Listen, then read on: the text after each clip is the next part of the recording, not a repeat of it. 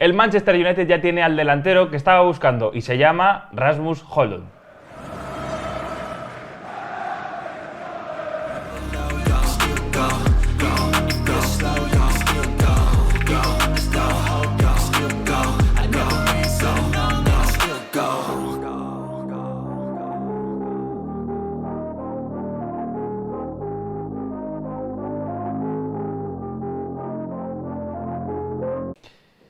Un 9, Pablo Espinosa.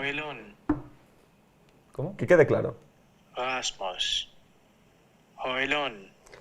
A mí lo de Højlund, por mucho que sea muy YouTube, no me convence. Es Højlund, no Højlund. ¿Pero y qué es ese vídeo? ¿Cómo se pronuncia? ¿Pero y quién lo dice? ¿Que es una cacofonía? Learning Family. A ver, muchachos. Rasmus Højlund.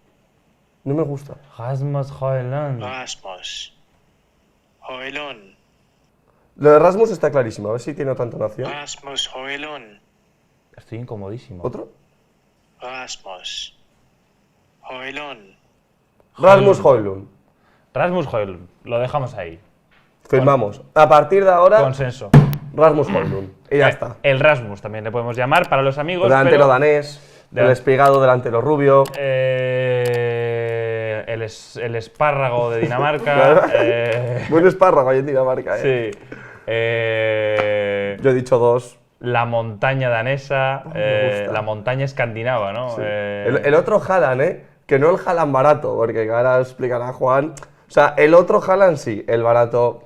Barato, desde luego no ha sido. Lo que os podemos contar a día de hoy es que Rasmus Højlund ya es el 9 que estaba buscando el Manchester United y concretamente también Erik ten Hag. No ha sido barato, como bien avanzaba Pablo, porque han llegado a un acuerdo con la Atalanta por un fichaje que costará 75 millones de euros como pago fijo y 10 en variables. Así que finalmente el Manchester United, tras unas cuantas semanas de negociaciones, ha acabado bastante cerquita de esa valoración de 100 millones de euros que hacía la Atalanta de su futbolista, de su joven futbolista, con la cual algunos se llevan las manos a la cabeza, pero amigo mío, al final el mercado es el mercado y el United ha acabado cediendo. A mí me gusta porque además fue el propio Gasperini el que dijo en rueda de prensa: yo creo que vale más o menos como 100 millones. Y ahí los dueños del Atalanta le dijeron: pero Gasperini, ¿qué dice usted? ¿Está usted loco? Y dijo: déjame camelar, yo lo suelto aquí y a ver si alguien pica. Y más o menos no han sido esos 100 millones, pero sí 75 millones más 10 los que pagará el Manchester United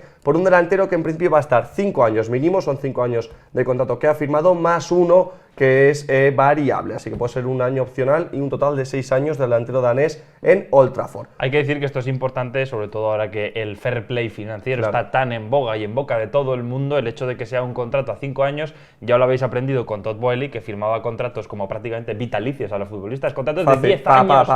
Es muy fácil, es más fácil en este caso cuadrar las cuentas porque te permite amortizar el montante del fichaje a lo largo de los años del contrato. Y lo que hay que saber es que Todd Boehly hackeó ese sistema y ahora hay que explicar que por mucho que ahora mismo el United hubiese firmado por 8 años a Rasmus Højlund, en términos de fair play solo lo podrían amortizar en 5. Ha habido un cambio ya debido a que el Chelsea se aprovechó de esa práctica de hacer contratos de más de 8 años a ciertos jugadores. Ahora es importante que en fair play la amortización siempre es en 5, aunque luego el contrato sean 6, 7 o 8 años. Una cosa que hemos hecho, Juan, justo hace nada, antes de empezar el vídeo, es ver cuántos delanteros centros ha habido más caros en la historia del fútbol que Rasmus Højlund.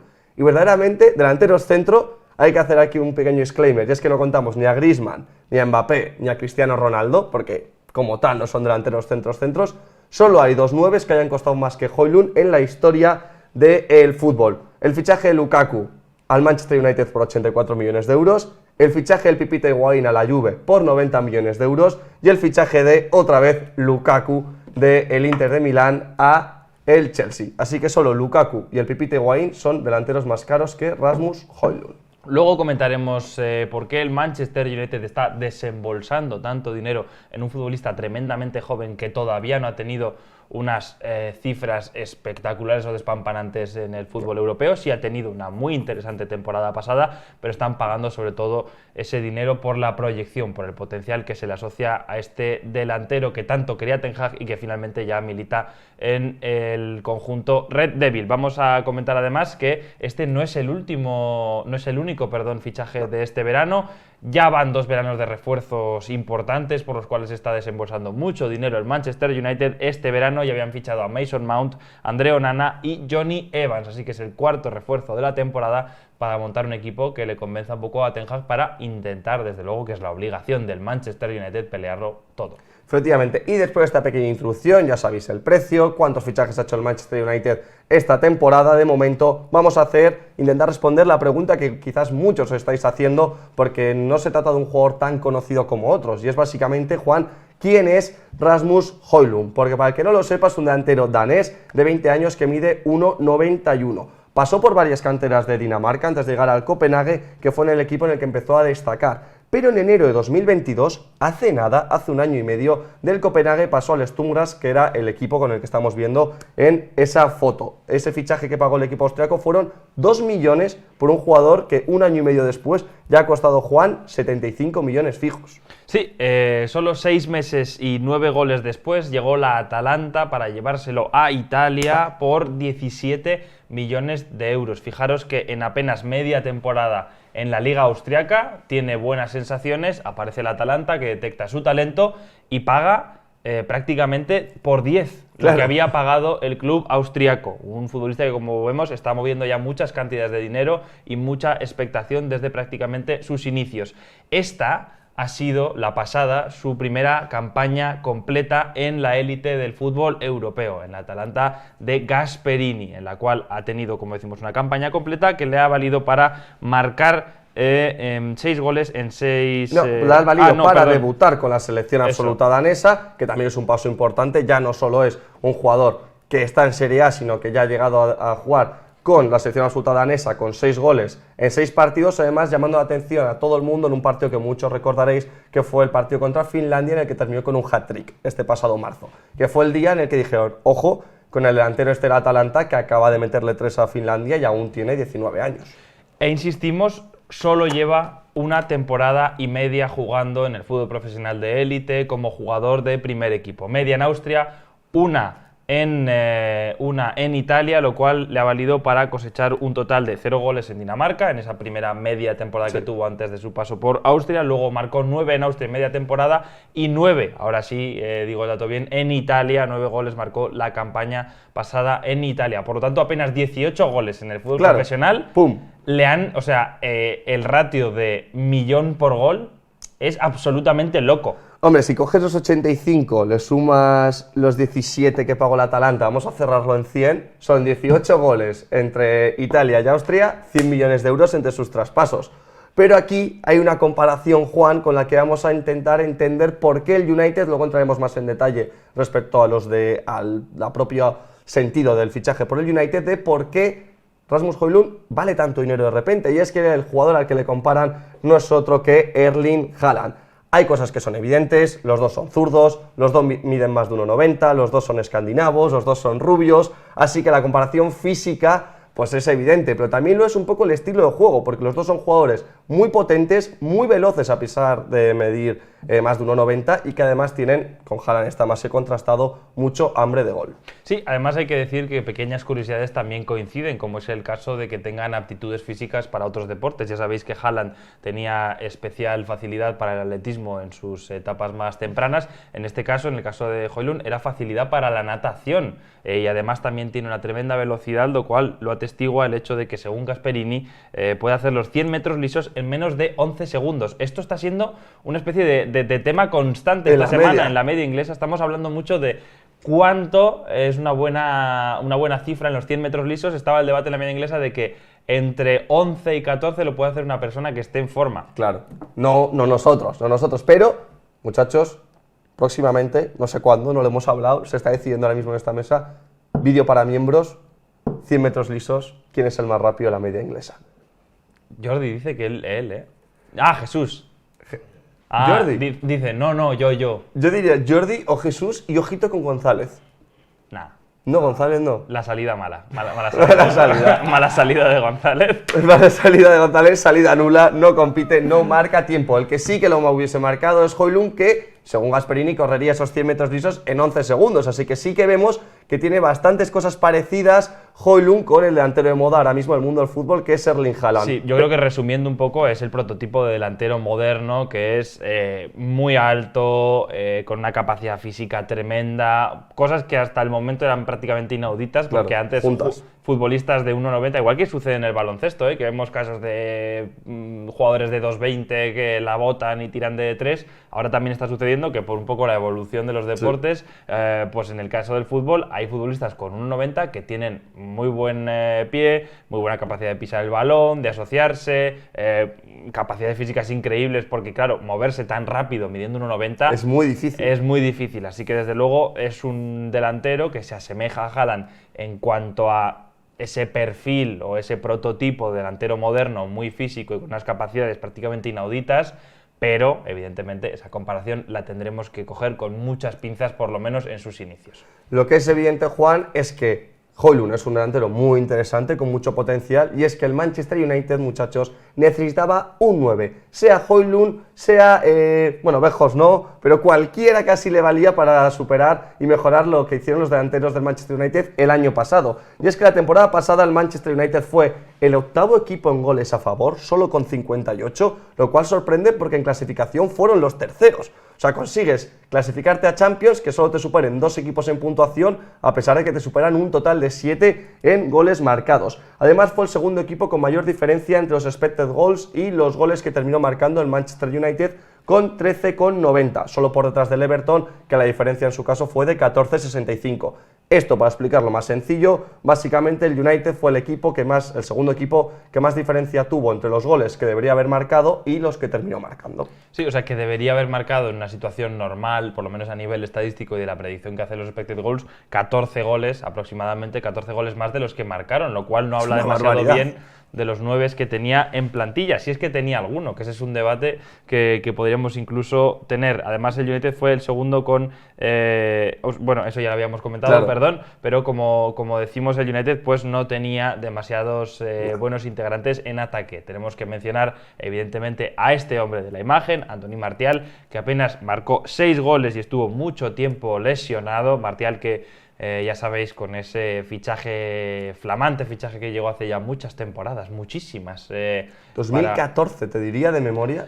Con incluso cláusulas que hablaban de una posibilidad de ganar el Balón de Oro y cobrar una comisión que nunca se cobró, por supuesto. Jamás. Pero Martial, que se quedó un poco por el camino, esa indefinición entre no ser y ser un 9, no acabó de encontrar nunca la posición en el Manchester United, no lo hizo la temporada pasada, tampoco fue el caso de Weghorst, que llegó cedido en enero y marcó un total de 0 goles, 0, rosco, Cero. niente, nothing. Y mira que lo de bajar el balón, jugar de espaldas y algún pase, lo hacía bien. Pero goles, además tuvo varios palos, goles anulados, pues no se le dio al muchacho, no se le dio. Y además, el hecho de que no hubiera un 9 definido en la plantilla hizo reconvertir o forzó el hecho de que jugadores estuvieran en posiciones en las que no se sentían quizás tan cómodos, como es el caso de Rashford, que jugó hasta en 19 encuentros en la posición de 9, que ya sabéis que no es la que potencia más sus habilidades. Rashford gana mucho partiendo desde izquierda y haciendo esa diagonal hacia adentro como le gusta a él, o incluso se llegó a probar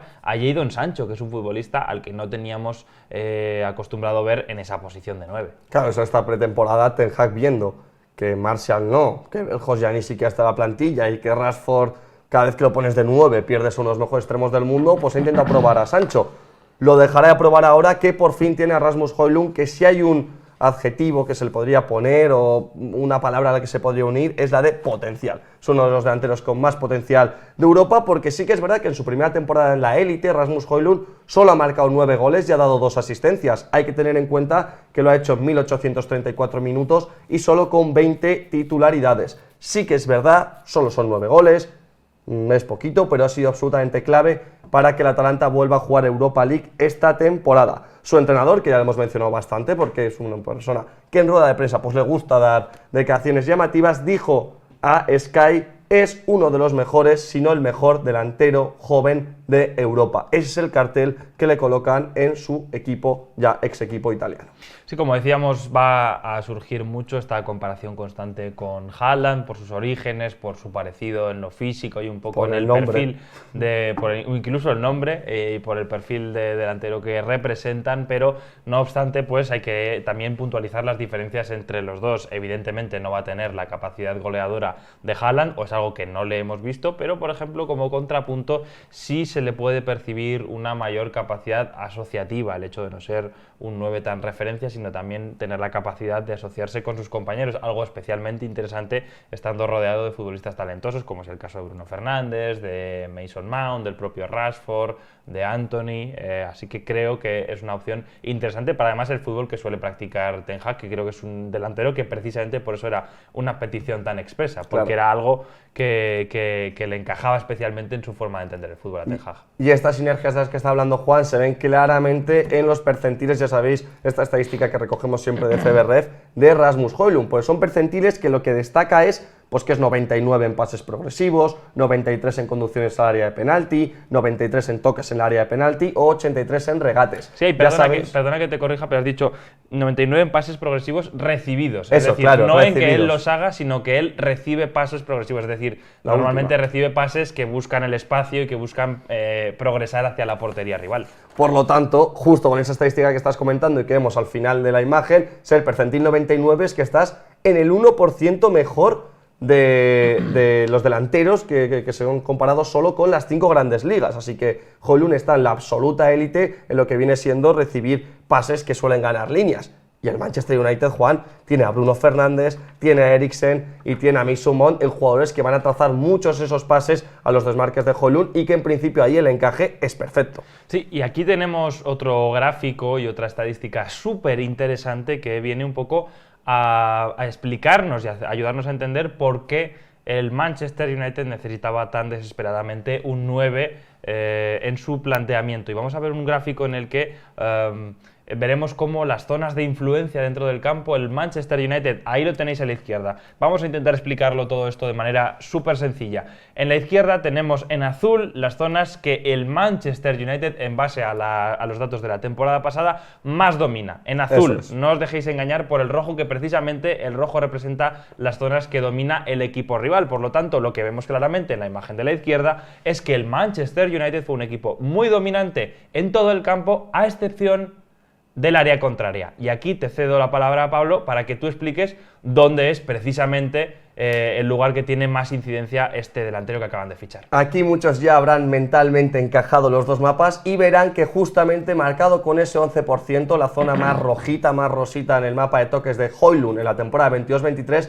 ese es 11% la zona en la que más toques ha realizado Højlund esta última temporada. Vemos que tanto el área con un 7% como la zona justamente anterior con un 11 es donde más toques hace el delantero danés, que son justamente las zonas en las que menos control o directamente no tiene el control el Manchester United, como vemos en el mapa de la izquierda. Aquí es un match casi perfecto en el que lo que es evidente es que con jugadores como Rashford o Antony el United no tenía ningún problema en dominar la banda izquierda y la banda derecha, pero que le faltaba toques y le faltaban jugadores que pudiesen tener influencia en esas zonas centrales. Así que Højlund, que es un delantero que ya es raro ver delanteros que no caigan a banda, sino que es un delantero más 9 de toda la vida, pues encaja perfectamente en lo que le pedía y lo que le faltaba al equipo de Erik Ten Hag. Además, muy interesante ver en ese gráfico cómo, por su condición de zurdo, evidentemente, favorece un poco cuando se mueve, aunque no lo hace mucho, hacia la banda, favorece el lado derecho, evidentemente, para tener esa pierna izquierda y buscar el lanzamiento a portería, cosa que, por ejemplo,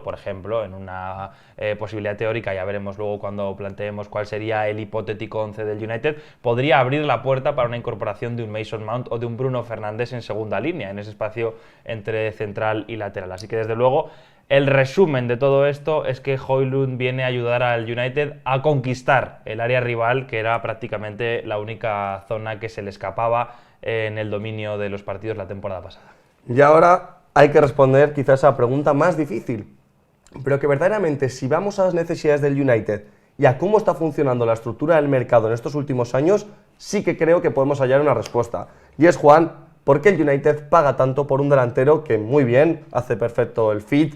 cuadra con los jugadores del United, es lo que necesitaba Ten Hag, pero que no deja de solo haber marcado 9 goles en la Serie A esta última temporada. Y es que lo primero, ya lo has mencionado, era una petición de Ten Hag y ya lo había dicho en rueda de prensa, quiere un delantero lo antes posible. Y si algo hemos aprendido del pasado, el corto pasado que tiene Ten Hag el Manchester United, es que el año pasado, con los fichajes de Antony por 95 millones, de casi 60 millones por Lisandro o Tyrell Malacia por 15 millones, los Glazers, el Manchester United, de momento están queriendo complacer a Erik ten Hag con todas sus peticiones. Sí, esta es una dinámica más o menos habitual en el Manchester United. Cuando llega un técnico se le apoya con fichajes que son muy de su marca, son apuestas muy personales, que luego, ojo, y este es un riesgo también, ahora todo funciona muy bien porque todo está girando en torno a Ten Hag, pero en el caso de que finalmente Ten Hag no acabe de carburar y tengas que contar con tu entrenador, tienes una plantilla muy diseñada a medida, es un traje muy a medida que a otro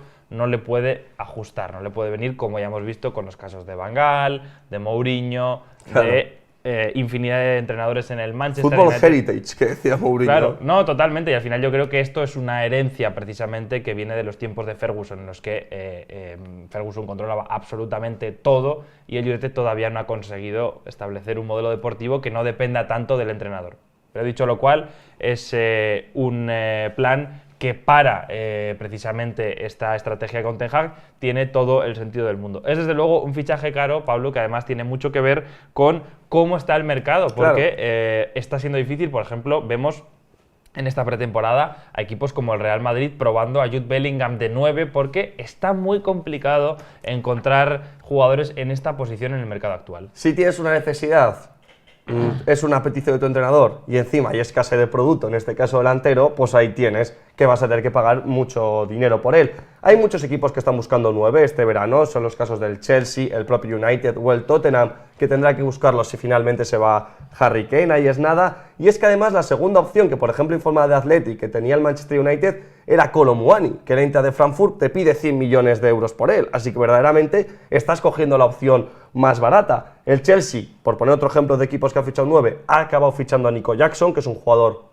de un perfil, ha salido más barato, tiene menos potencial, pero sus cifras en la Liga Española son parecidas a las de Rasmus Højlund en la Serie A, y otros jugadores de estilo Haaland, Osimhen, Kane, Gabriel Jesús, Isaac, Darwin, Julián Álvarez, o sea, los grandes delanteros del momento son sinceramente imposibles de fichar. Sí, hay que decir que además hay muy pocos delanteros quizás factibles de fichar en este mercado veraniego. Son los casos, por ejemplo, de Lautaro, de Vlahovic, que estaba sonando recientemente para el Chelsea en un posible intercambio con Lukaku, Jonathan David, Gonzalo Ramos, Watkins, pero todos ellos al final no vas a escaparte del rango de los 60, 70, 80, 90, 100 millones que al final va a acabar pagando el Manchester United por Højlund, en este caso 75 más 10 en variables. Claro, y que además tampoco es que tengan un rendimiento mucho más contrastado que el de Højlund, o si lo tienen lo pierdes en potencial. Entonces tienes por un lado, comentábamos, necesidad de club, petición de entrenador, y que en el mercado ahora mismo delanteros hay muchos compradores,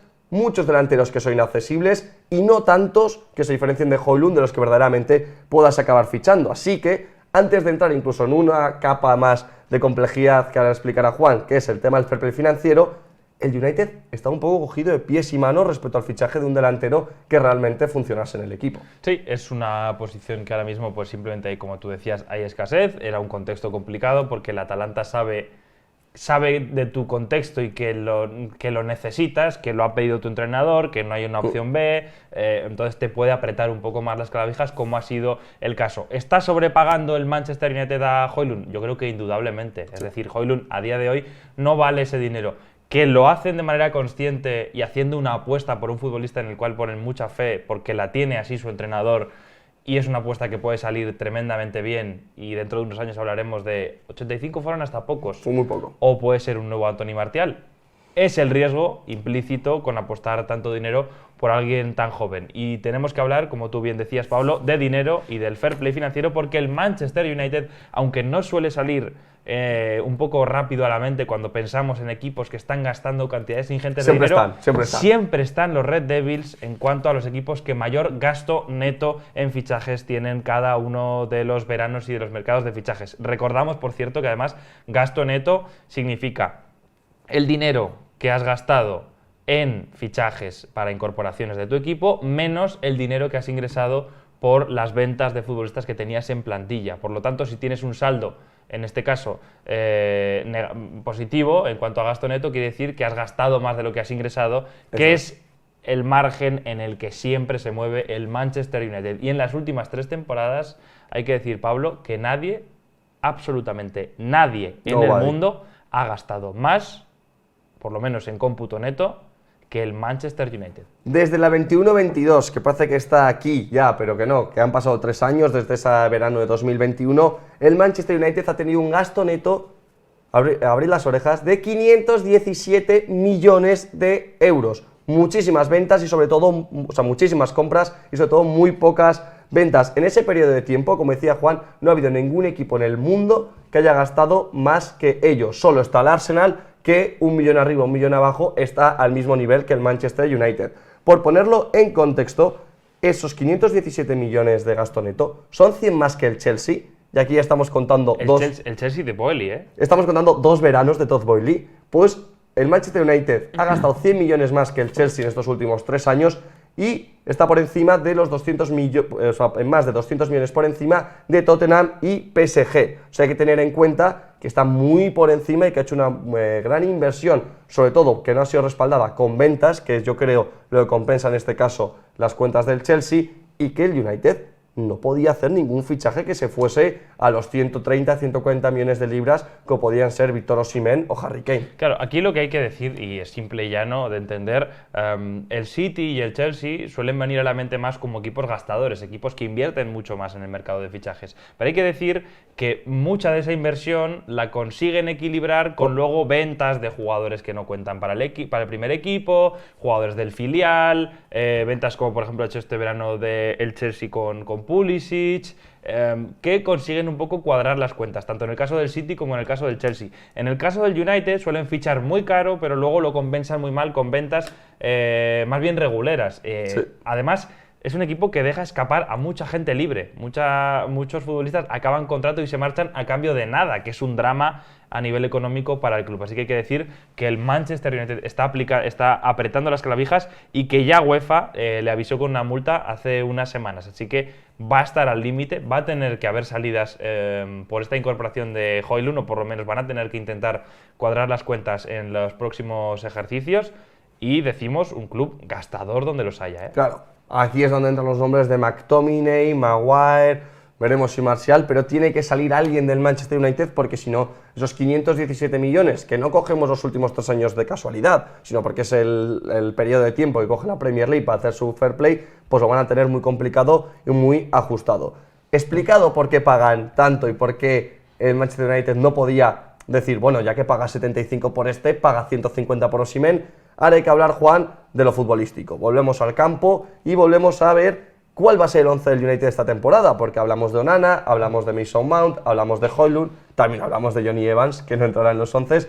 Y una temporada primera de Ten Hag que yo creo que ha sido positiva, un título, vuelves a Champions y en general buenas sensaciones. Vamos a ver cómo es la evolución ese Manchester United Ten Hag 2.0 con este 11 que es ahora mismo lo que nos cuadra con 2 nombres en amarillo. Tenemos, Juan, Onana en portería, Wan-Bissaka, Varane, Licha, Luxor en la defensa, Casemiro, Mason Mount en el centro del campo, Bruno Fernández, Rashford, Antony y en punta el nuevo fichaje Rasmus Højlund. Aquí, ¿por qué hemos puesto a Mason Mount en el centro del campo? Mira, esta pretemporada Mount ha jugado en el centro del campo, en la media punta y en la derecha.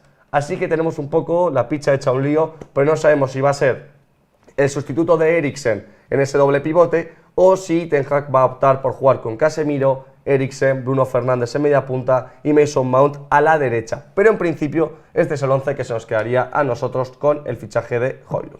Desde luego es un 11 interesante. Hay que decir que en cuanto al equipo inicial, el United en apenas 2-3 temporadas y con el input de Ten Hag desde el banquillo ha mejorado mucho, da otra sensación de equipo, da una sensación de equipo a tener en cuenta para los puestos altos de la clasificación y para las competiciones eliminatorias. Ahora bien, mi principal duda no viene tanto con el 11, que iremos resolviendo las dudas sobre a cómo las nuevas piezas van encajando. Está claro que Højlund ocupará la posición de 9. Veremos, yo creo que sobre todo esa duda que mencionabas, dónde acabará encajando Mason Mount. Pero mi principal duda tiene que ver con el banquillo. Recordamos que esta temporada el United vuelve a Champions League, va a estar en Champions, en FA Cup, en Copa de la Liga, va a estar también en Premier League. Son 4 competiciones que llevar a la vez, son muchos minutos, hay que gestionar con muchas rotaciones y ya hemos visto que la clave del éxito en esa pugna Liverpool-Manchester City en el largo plazo siempre ha estado en el equipo que tenía la plantilla más profunda y que tenía capacidad para ajustarse a un poco lo que sobreviene durante las temporadas. También pasó con el Arsenal la campaña pasada, ¿no? Cuando de repente hay sanciones, lesiones, alguna baja inesperada, puedas adaptarte con futbolistas desde el banquillo. Aquí el United depende de las ventas que haga. Claro. Hemos visto que económicamente va muy al límite, no tiene una plantilla tan corta de momento, pero alguien tendrá que salir. Sí, sí. En el centro del campo tienes Fred McTominay, pero quizás uno de los dos puede salir y entonces ya te quedas más cojo. Tienes a Eriksen, en defensa vienes a un poco lo mismo. Claro, o sea, el tema es, ganas un poquito de profundidad de banquillo ya simplemente teniendo a Mount, porque Eriksen, que era insustituible, y en el momento en el que se lesionó Eriksen se cayó el equipo, pues ahora puede ser sustituible porque tienes a Mount. Creo que el United confía mucho en un pasito adelante de Garnacho, ya lo dio el año pasado, pero que para revolucionar partidos o si hay algún tipo de lesión pueda salir, y también creo que confían mucho en que Anthony dé lo que se espera cuando pagas por un jugador 95 millones de euros. Pero sí que es verdad que el United está dando progresos, está haciendo interesantes fichajes, pero claro, el problema de esto es siempre cuando haces la comparativa con el City. Es ahí cuando, lógicamente, muchos equipos se vienen abajo porque ven que es muy difícil mantener ese 1 para 1 tanto tiempo durante 38 jornadas en Liga. Así que veremos cómo juega este Manchester United ya por fin con el 9 que llevan mucho tiempo buscando, en este caso Rasmus Højlund, un futbolista que tiene un potencial tremendo y que tendrá que demostrar que vale esos millones que han pagado por él los Red Devils, unos millones que quizás, como decimos, están un poco inflados por la situación del mercado, por el contexto, pero que desde luego nos hablan de un futbolista con un gran potencial, un futbolista que quería Ten Hag y por fin el 9 que estaba esperando el Manchester United. Nos vemos en el próximo vídeo. Si te ha gustado este vídeo, no dudes en suscribirte al canal, de este modo nos ayudas y además, hey, es gratis, o sea que no tienes nada que perder, danos una oportunidad y suscríbete a La Media Inglesa.